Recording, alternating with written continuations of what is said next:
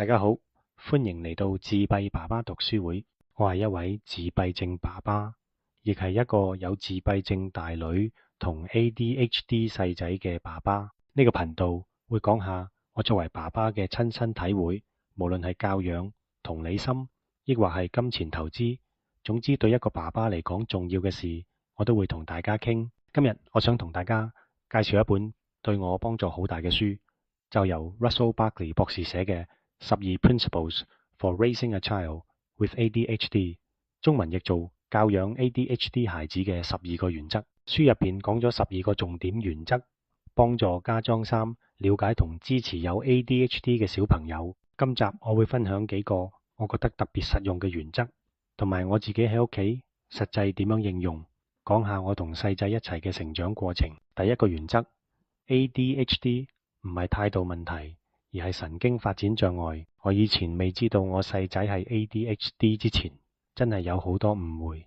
當時我成日覺得佢係故意激我哋，叫佢收玩具，佢唔收，話唔好再亂嚟，佢偏偏就更加亂，仲會大聲叫返我哋。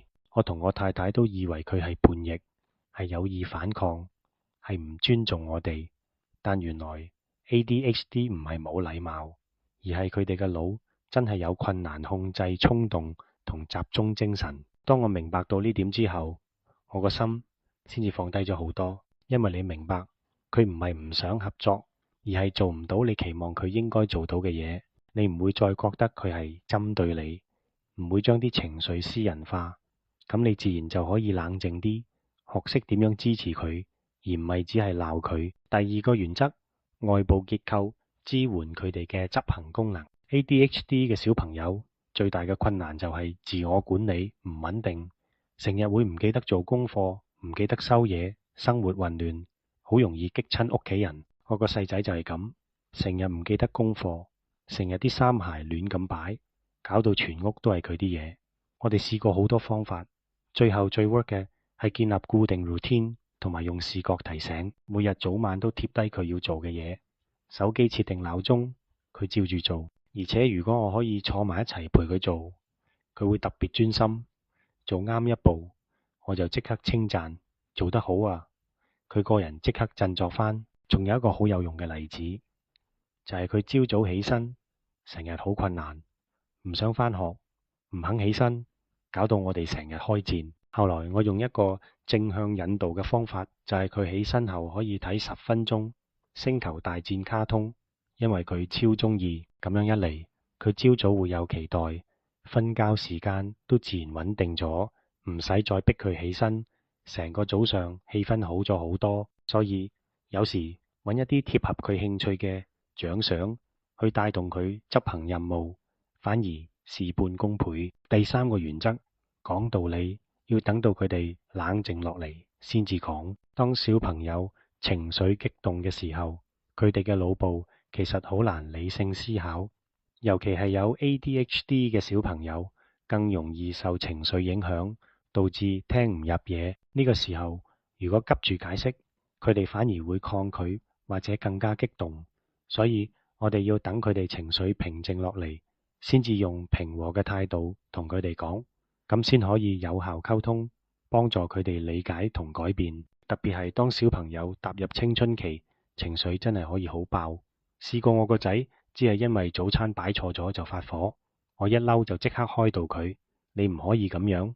點知佢更加反感。之後我學識咗情緒一爆就唔可以講道理，因為佢個腦已經 shut down 咗理性部分，講咩都聽唔入耳。反而我等佢冷靜落嚟，甚至過幾個鐘再同佢傾，佢先至會聽，仲會自己講返啲反思出嚟。揀啱時機講道理，可以保住大家關係，又唔會搞到次次都變戰場。第四個原則，要有長遠嘅眼光，唔可以心急。ADHD 小朋友學嘢係慢啲，但佢哋係會學到嘅。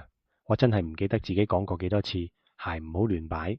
由5歲講到8歲，佢先開始慢慢記得自己擺鞋。你會覺得無盡嘅重複好許，但其實正正就係堅持重複，同埋每次都用一致嘅方法，先會令佢哋有進步。人生好長，唔好淨係望眼前個一兩個行為改變，佢哋總會長大，總會有屬於佢哋嘅進步節奏。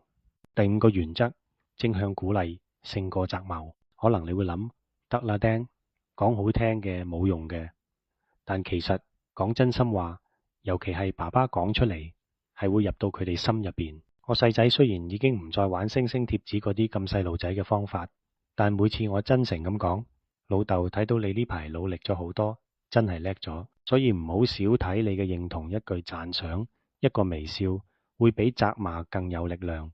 你越真心，佢就越想做得更好俾你睇。小總結，呢本書教我最大嘅嘢，唔係一套技術，而係一種態度，明白、包容、持續同埋耐性。你唔會即刻變成完美父母，但你可以做一個願意學習同仔女一齊成長嘅家。張三 ADHD 嘅孩子需要你以長遠目光去陪伴，你越理解佢，佢越願意信任你。如果你都喺教養 ADHD 小朋友，又或者你只係想成為一個更有同理心嘅爸爸，呢本書我真係誠意推薦。如果你覺得今集嘅內容幫到你，記得訂閱我哋頻道自閉爸爸讀書會，我會繼續用廣東話分享育兒心得、讀書感想，仲有作為爸爸我自己點樣面對投資、理財、壓力、成長等等議題。多謝大家收聽，下集再見，拜拜。